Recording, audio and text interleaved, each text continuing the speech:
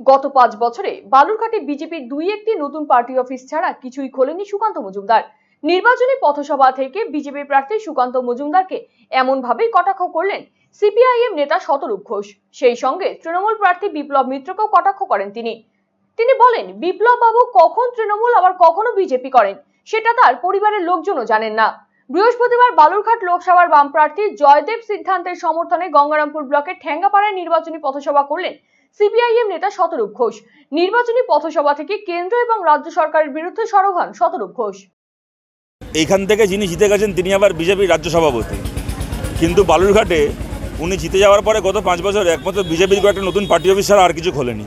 কোনো নতুন কেন্দ্রীয় বিশ্ববিদ্যালয় হয়নি, কোনো নতুন সরকারি একটা হাসপাতাল কেন্দ্রের সরকারের তত্ত্বাবধানে এইমসের মতো কোনো একটা হাসপাতাল হয়নি।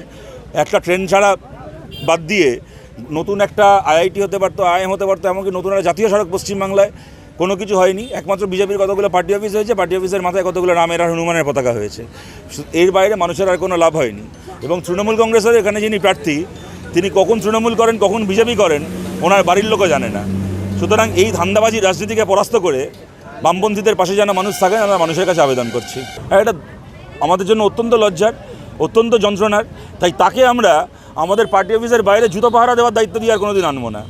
কিন্তু তৃণমূল কংগ্রেসকে ছেড়ে যে চলে গেছিল তাকে তৃণমূল এনে আবার তৃণমূলের সৎ নেতাকর্মীগুলোর মাথায় বসিয়ে তাকে আবার প্রার্থী করেছে। এটাই আমাদের সঙ্গে ওদের তফাৎ।